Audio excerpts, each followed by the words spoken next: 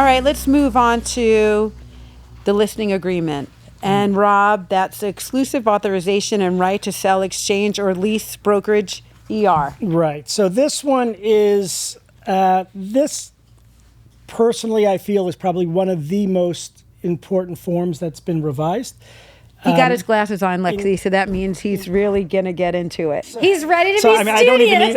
don't even need the eyeglasses. Oh, I know every exactly single line word. By heart. I know every line. So it's very important during this listing, this listing agreement, per the settlement agreement, is that you disclose to the seller that compensations are negotiable and never required by law, right? Negotiable is the word, and it's always been negotiable. Yeah, so everything's always been negotiable. And I've had those conversations with clients in the last few months that said, oh, what about this lawsuit? I don't have to, there's no such thing as the S word, and I got my everything first else one, is, honestly. Yeah, My first client this week. So that happens, and I'm like, well, commissions have always been negotiable, and I apologize for what you've heard or what you've you understood as a standard. There is no standard anything. Everything's negotiable. So we actually had a revision 2 weeks ago.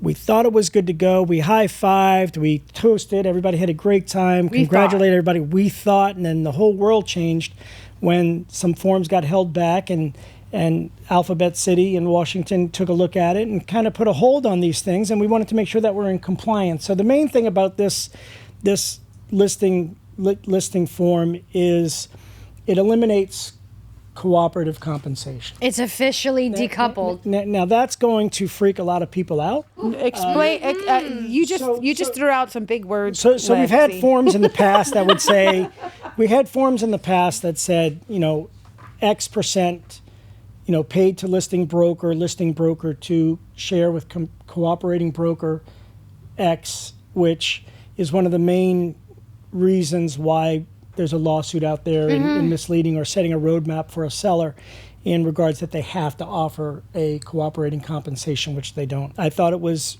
dialed in where the seller had the option of putting in X, NA, TBD, 110, whatever they wanted to put in, and giving them that option. But after speaking with the attorneys, it still created a roadmap for them to follow suit and offer something. And it's not one attorney. We are speaking to 5, but they're speaking to 20. They have NAR attorneys.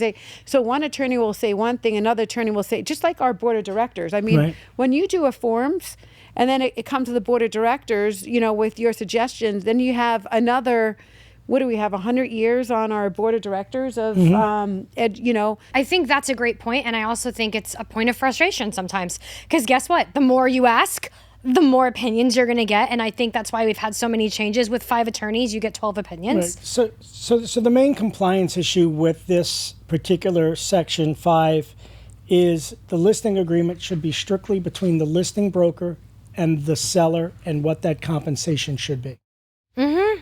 This will be a big change. So this is going to be a huge change. Now, look, if individual brokerages are still comfortable in putting some verbiage into the additional terms that the seller plans on offering a cooperating compensation, they're welcome to do that. And if that's their business practice to do it, and they're comfortable in doing that, or create an addendum to the listing agreement, but giving the seller the option to do it or not is going to be completely up to them. But this form eliminates that in a roadmap for that seller to make that happen. So what this does is, inside the listing agreement is strictly between listing broker and seller. The residential purchase agreement, which you and I will get into here shortly, is between the buyer and the seller. So that's going to be the compensation side on that as well.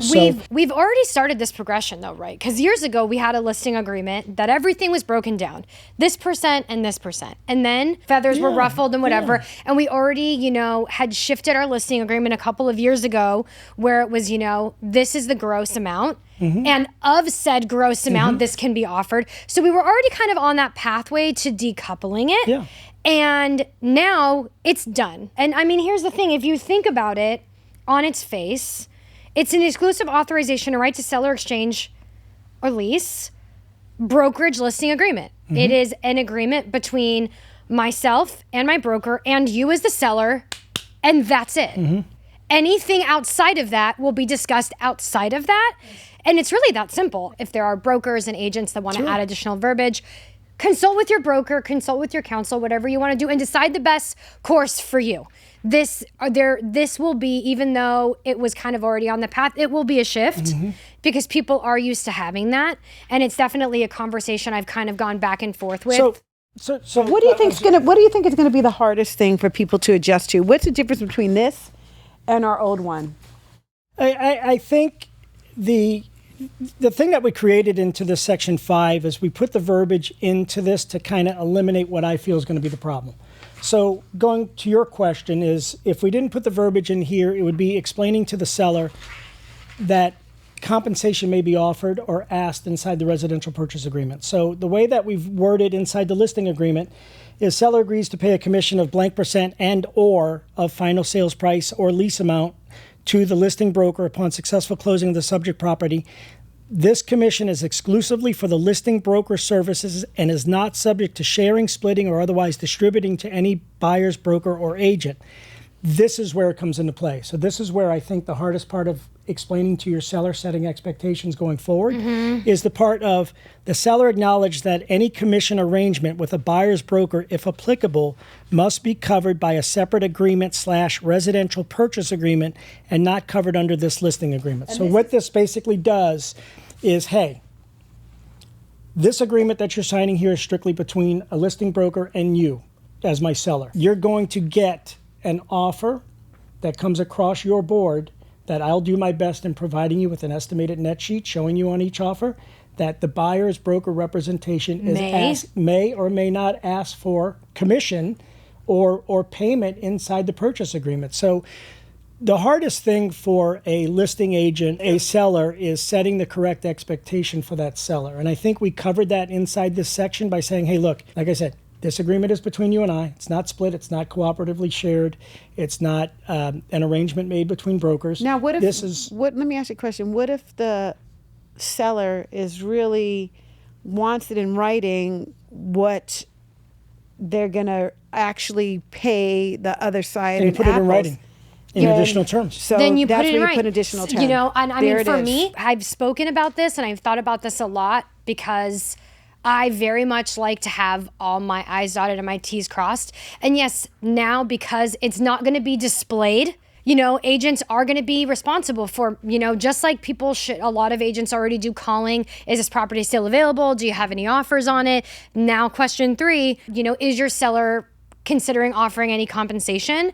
Now, for me personally, I like the idea of having something that says, you know, seller has requested that I discuss 2.5 apples should a buyer's agent ask. So at least that way it's there and they've given consent for me to discuss it. Can we legally put that on additional terms? Yes, you can. So you can legally put anything that seller is recommending to put in. So to going back to Lexy's point is there's no way to advertise or show put in the MLS or show what a cooperating compensation that the seller is offering. Right. This is not a broker. I mean, you want to have documentation from your seller stating that, you know, if you do get a phone call, I am willing to pay the cooperating broker X apples.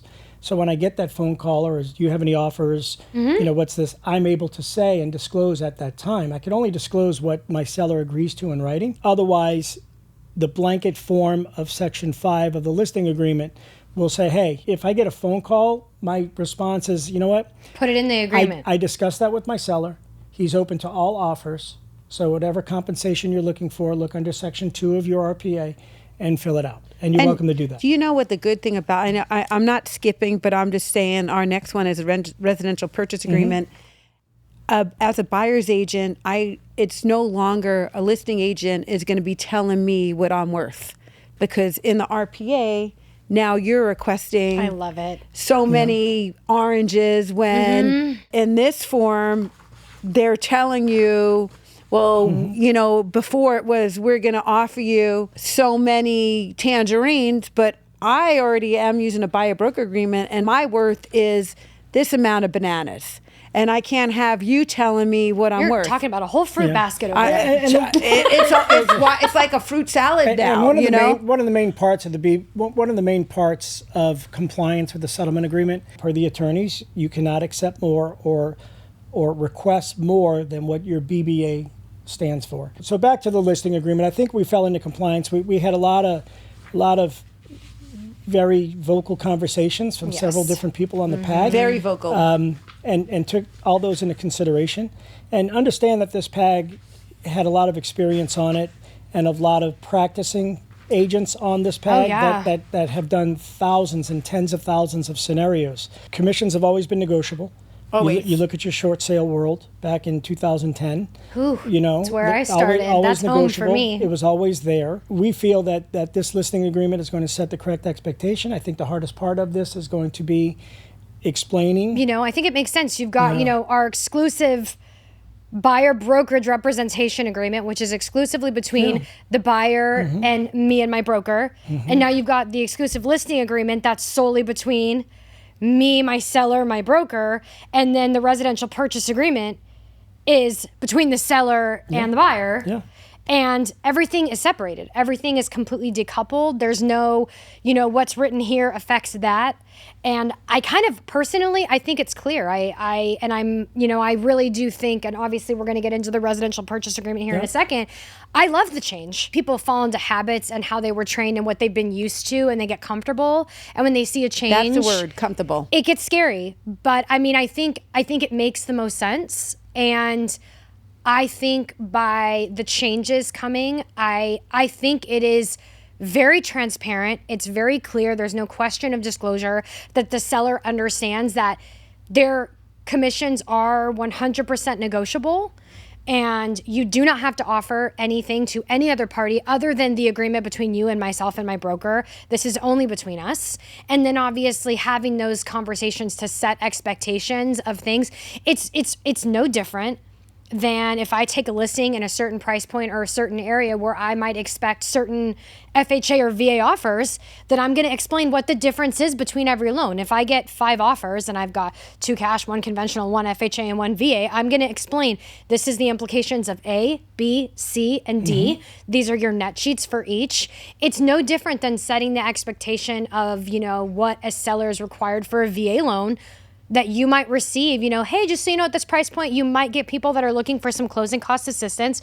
Just so you know, you might get, you more than likely will get some offers where buyers are seeking compensation, buyers agents. Yeah. And it's all transparent. There's no question of what am I paying, not understanding. It's very clear. And this settlement changed the VA process for the better. Now you do know that now that you can be compensated through VA when before as a buyer's agent, we were never able to charge. Anything. And now we can because of the settlement, which is a good thing. A lot of agents strictly work with veterans. Yeah. And before, if the listing agent and their seller wasn't paying VA, they're in trouble. But now it changed, which is a good thing. But again, this listing agreement is amazing. I love it. A lot of people are going to they don't like change. This change is good. I do want to touch base on your point that said a lot of people aren't going to like it. And I tell you, in all due respect, the lot of people that aren't going to like it are the same ones aren't taking the time and reading the lawsuit. Of course. I think that's the main thing is, look, guys, this is a career. This is not a job. So the more knowledge you have about why these forms have changed and why certain verbiage has been taken out, read the lawsuit. We made some really great steps a few years ago in changing some things, and like you said, going on that path of decoupling, but just weren't at the point of completely freaking people out. We're freaking people out now because now we have to. Now we have. There's no choice. But it's either get on board or get out the way. So if you it just kind of is what it is. And that's going to be the main thing of the drop-in classes that we have this month. Zoom calls. I'm going to take phone calls. There's going to be emails. There's going to be text messages. That there's going to be, breaking down barriers or paradigms are always going to be tough things to get over. In the next 3 to 6 months, this is going to be common practice, but it's going to be easier to swallow. And I think once you understand the basics, and I don't, like I read this lawsuit 25 times. I have friends in my circle that really understand it and grasp it, and they're knee deep into it. I feel like I see something new every time. But every time it is everybody new. Has a different opinion about it. But if you really follow NAR's lead on what they're putting out there, what other agents are doing research, look at antitrust attorneys that are knee deep into this thing, read some certain articles that are out there for us, you'll understand why this listing verbiage is necessary. So important. You really will, and I think we'll get that over the next 4 classes. I honestly just love this. I mean, it is different, and a lot of people don't like change, but this is really hammering it down and making it so much easier for all of us. So this is awesome.